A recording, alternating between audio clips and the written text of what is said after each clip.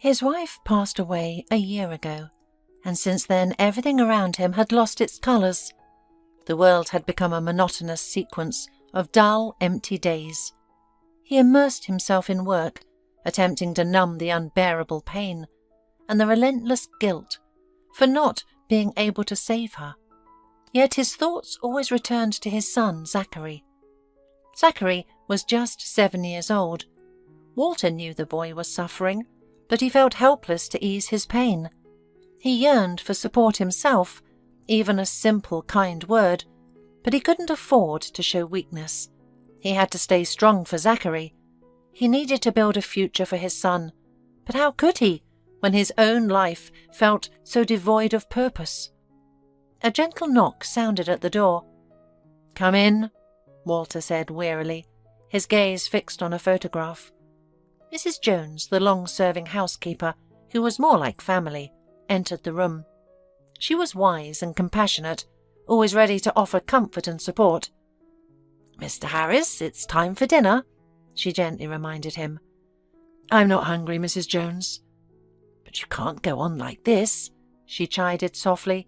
"You're not taking care of yourself, and you're not thinking about Zachary either. He misses you, and now he is waiting for you in the dining room." Walter sighed in frustration. He knew she was right, but he felt drained. Still, he rose and made his way to the dining room. Zachary was already seated at the table, his head bowed, shoulders trembling, as if he were holding back tears. "Zachary, what's wrong?" Walter asked softly. The boy looked up, his eyes filled with sadness. "I just miss Mum," he whispered. Walter held his son tightly, knowing that words couldn't ease the pain, but his embrace could convey his love. "I miss her too, Zachary," he whispered. "We need to be strong. We must keep going for her." Zachary clung to his father, tears streaming down his face. Walter gently stroked his son's hair, trying to offer some comfort. The ache in his chest was overwhelming. Just then, Beatrice, their cook of a few months, entered the room. Always quiet and unassuming, she preferred to stay in the background. Yet Walter had observed how Zachary was drawn to her, finding solace in her presence. Beatrice set a bowl of soup before Zachary, her eyes filled with genuine care. "Maybe you could try to eat something," she offered softly. "The soup is still warm." Walter nodded in gratitude, his gaze lowered. After dinner, Zachary asked his father to read him a bedtime story. Despite his weariness, Walter agreed. He went with his son to the bedroom and settled near the boy. Zachary chose his favourite tale, about a courageous prince who vanquished a terrible dragon and saved a beautiful princess. Walter read slowly and expressively, trying to capture the emotions of the characters. Seeing his son's peaceful face, he felt a warmth spread within him. He realized he needed to be there for Zachary, to safeguard his tranquility and protect him from life's challenges. He had to be not just a father, but a friend and guide. As Walter left for his own room, Beatrice quietly entered Zachary's bedroom. "Zachary, are you awake?" she whispered, sitting on the edge of the bed. The boy sat up immediately, his eyes gleaming in the dim light. "Beatrice, will we dance tonight?" he asked. Beatrice smiled. "If you'd like to, then yes, but remember, it's our secret. Your father doesn't need to know, okay?" Zachary nodded solemnly. He didn't want to upset his father, but couldn't resist the allure of dancing. These sessions had become a breath of fresh air in his sheltered world. They silently made their way to the aerobics room with its floor-to-ceiling mirrors. Beatrice played a rumba on her phone, and the melody filled the air. "Tonight, let's try a couple of new steps," she said. "Follow me. 1, 2, 3, 1, 2, 3. Zachary diligently mimicked her movements, a bit awkwardly but with sincere effort. Beatrice corrected him with a gentle smile. "Good job, Zachary," she praised. "The key is to listen to the music and move lightly, as if you're floating. With each lesson, Zachary grew more confident. Their dances became a secret tradition, a cosy ritual in the quiet of the night. Day by day, Zachary grew more vibrant and joyful. Even his grades at school began to improve. But he remembered to keep his secret with Beatrice. Whenever his father was near, Zachary would quieten down and act as if he were occupied with something ordinary. He worried that if his father discovered their secret, he would forbid dancing forever, dismissing it as trivial. One evening, when Walter was late from work and Mrs. Jones had gone to her room, and Zachary realized they could extend their dance practice. They were trying out new moves when suddenly the door swung open, and Walter stood in the doorway, his face filled with anger. "What's going on here?" he growled, looking from his son to Beatrice. Zachary froze like a cornered animal. Beatrice stepped forward, shielding the boy. "Mr. Harris, we were just dancing," she said softly. "Dancing?" Walter echoed, stepping into the room. "I said I wouldn't allow Zachary to waste time on nonsense. His priority is to study and get a good education." "Dad," Zachary began. "Quiet!" His father cut him off and turned to Beatrice. "Who gave you the right to engage with my son without my knowledge?" Beatrice looked down, knowing she had disobeyed his orders, but saw that Zachary blossomed through the dance, overcoming his grief, and wasn't going to be silent. "I'm sorry, Mr. Harris," she whispered. "I saw how much he needed it. I wanted to support your son and do what was best for him." "Best for him?" Walter scoffed. "You think dancing is better than anything else he could be doing? It's a waste of time. Zachary needs to focus on something worthwhile." "That's not true, Dad," Zachary interjected. "I've even started doing better in school, and I don't feel as lonely as before." Walter looked at his son, seeing not just fear but pleading and desperation in his eyes. He was angry with Beatrice, but to his surprise, he couldn't deny the positive changes in Zachary. "Zachary, you promised me you'd focus on what's important," Walter said, trying to speak more calmly. "I am," Zachary replied firmly. "I'll try my best, but from now on, dancing is important for me too. It helps me feel happy." Walter turned away, his gaze falling on Beatrice, and he saw not only remorse in her eyes, but also empathy. "I think it's best if you leave, Beatrice," he said, his gaze averted. Beatrice nodded and exited the room quietly, leaving Walter and Zachary alone. Zachary could no longer contain his tears. He rushed to his father and wrapped his arms around him. "Please, Dad, don't make Beatrice go," he begged through sobs. "She's important to me. She's my friend." Walter kneeled and embraced his son tightly. He realized he had been too harsh, even overly so. Later, after putting Zachary to bed and reading him a bedtime story, Walter's thoughts kept returning to Beatrice, to her understanding and silent eyes. The next evening, after dinner, Walter entered the library. He felt uneasy.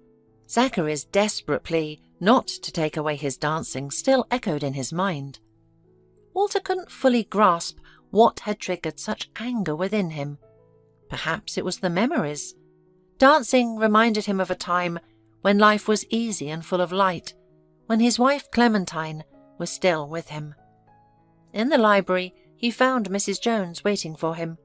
She was sitting by the fireplace with a book in her hands.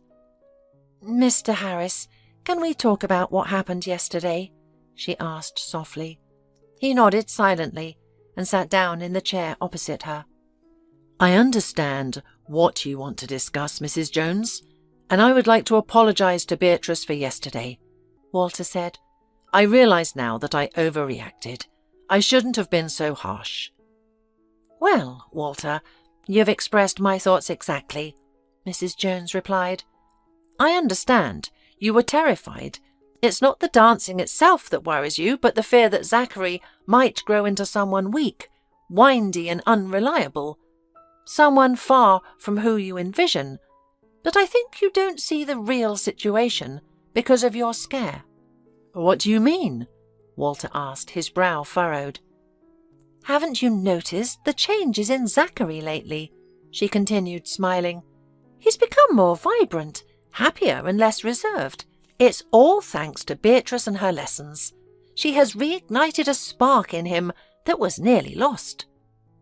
"I have noticed, Mrs. Jones," Walter admitted, "but I still don't understand why my son needs to dance. He should be studying, preparing for a serious future, for business, not flitting around like a butterfly." Mrs. Jones sighed almost inaudibly. "You know so little about Beatrice, Walter. You see her just as a cook, but she was a dancer, a very famous one." Walter raised his eyebrows in surprise. "A dancer? Beatrice? Impossible." "Quite possible. She was a true star of ballroom dancing, but then tragedy struck. A poorly secured display case fell on her, crushing her leg.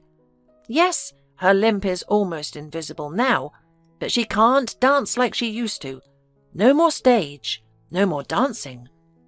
Suddenly, Walter remembered a newspaper article about a young ballroom dancing star whose career ended instantly. He never imagined it could have been Beatrice. "She went through a lot but didn't give up. She found the strength to keep living. Ballroom dancing is not only about fluttering like a butterfly, but also about strength of character, discipline, and striving to win." "Think about it," said Mrs. Jones, and left the room. Walter gazed at the flickering flames in the fireplace, his mind filled with thoughts of Beatrice. He no longer viewed her merely as a cook. She was a woman with a challenging past and a heart brimming with kindness. It dawned on him like a revelation. This woman had provided his son with something he couldn't: warmth, support, and hope. Perhaps even a taste of genuine happiness. The following day, Walter decided to observe Beatrice and Zachary. He stood hidden in the shadows, watching their interaction closely. Beatrice guided Zachary gently, correcting his stance and demonstrating movements with a voice filled with tenderness and almost maternal warmth. Zachary beamed with joy, spinning around the room with laughter, as if the moment were his alone. Walter was amazed. He had never seen his son so happy. He understood then that Mrs. Jones had been right. Beatrice was offering Zachary more than just dance lessons. She was instilling in him a joy for life. At one point, Beatrice noticed Walter's silhouette. She paused and looked at him warily. Zachary almost turned and froze. Walter stepped out from behind the curtain and approached them. "Continue," he said calmly. Beatrice and Zachary exchanged glances and resumed dancing. Walter watched silently. With each movement, Zachary grew more confident. His shoulders straightened, and his awkwardness disappeared. Walter looked at Beatrice. She seemed to glow from within, and she passed that feeling on to his son. The pain and loneliness began to fade, replaced by a quiet, warm joy. That evening, after Zachary had gone to bed, Walter found Beatrice in the kitchen. "Beatrice, may I have a moment?" he asked. "I wanted to thank you for everything you do for my son." "I only want your boy to be happy, Mr. Harris," the woman smiled gently. "I saw how happy he was today, dancing with you. But you could be performing, shining on stage, dazzling the audience. Instead, you're here, in my home, cooking and dancing with my son." Beatrice looked down. "I don't regret anything, and I'm content with what I have in my life. It's not a sacrifice. I truly like Zachary. He has become like family to me." Walter stepped closer and took her hand. "I understand, Beatrice, and I am endlessly grateful to you." Several months passed after that conversation. The charity evening, where Zachary was to perform, was approaching. The boy eagerly anticipated it, and Walter supported him wholeheartedly. Beatrice, however, grew quieter and more withdrawn. She avoided Walter, speaking to him briefly and almost distantly. An invisible wall seemed to have risen between them.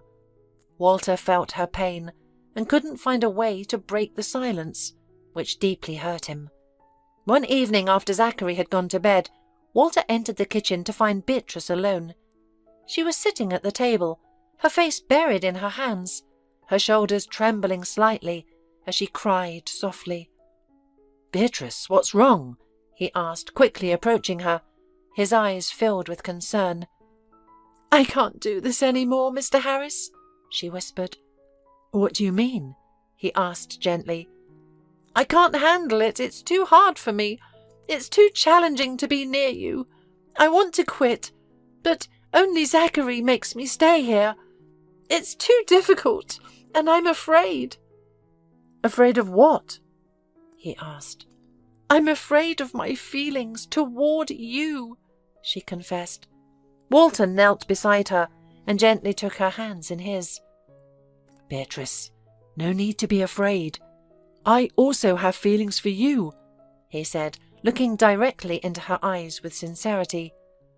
"But you don't even know me." "That doesn't matter, because I know your heart, and I know that I love you," he said firmly. Beatrice began to cry even harder, and he embraced her, holding her close and stroking her hair. He whispered words of warmth and support, trying to calm her. "Give me a chance," he said. "Let me prove that I'm worthy of your love. Let me be there for you. Let me love you." At that moment, a sleepy Zachary entered the kitchen. He rubbed his eyes and looked at Walter and Beatrice in surprise. "What's going on?" he asked softly, yawning. Walter smiled, stood up and walked over to his son. "Nothing, son. Beatrice and I were just talking," he said. Zachary hugged his father, yawned again, and snuggled against him. "I love you both," he mumbled, already half asleep. Walter picked him up and carried him to his bedroom. Beatrice watched them, feeling a warmth spread through her chest. She realized that this was her home, her place. In this family she had found what she had long lost: love. The night of the charity event arrived. The tension in the hall was palpable. Walter adjusted his tie, feeling his heart pounding in his chest. He had come to support Zachary, but he knew this evening would be significant for him as well. Zachary, dressed in a formal suit, nervously fidgeted with his bow tie. Beatrice stood beside him, her hand resting calmly and confidently on his shoulder. She looked particularly beautiful that evening, dressed in an elegant, understated gown. Delicate and radiant, she seemed to glow from within. Walter couldn't take his eyes off her. Her eyes reflected both excitement and determination. "You'll do great, Zachary," she said. "Just dance from your heart." Walter approached them, trying to maintain his composure. "Good luck, son," he said, his voice steady despite his nerves. "I believe in you. You'll be wonderful." Zachary looked up at him with gratitude. For the first time, Walter felt like a true father, strong and supportive. Backstage, children in colourful costumes ran around, laughing and rehearsing their moves. Beatrice adjusted Zachary's bow tie, leaned down, and whispered something in his ear. He nodded, smiled, and, taking his partner's hand, stepped onto the stage without hesitation. Walter sat in the front row, his heart pounding with anticipation. He watched his son, believing in his success. As the music began, Zachary started to dance. His movements were not just skillful, they were filled with inner strength, passion, and inspiration.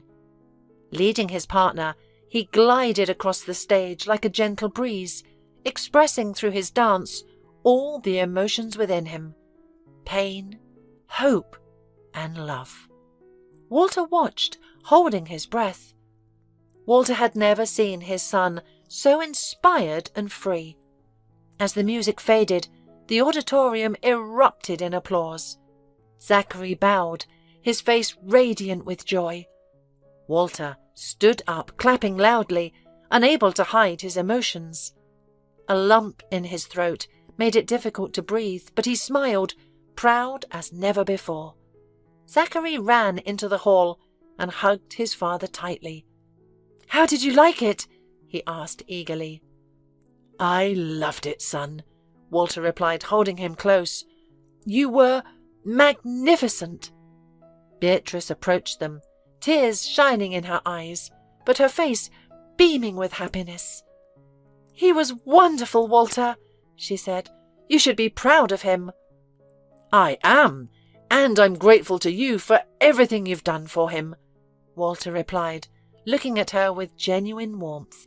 At this moment, Zachary hugged Beatrice tightly. "I love you so much. Thank you for teaching me." "And I love you, Zachary," she replied, holding him close. And Walter embraced them both. He felt it. This was happiness, real, warm and alive. He could sense that past troubles were behind them, and ahead lay a new life, filled with love and harmony. But that is already a different story.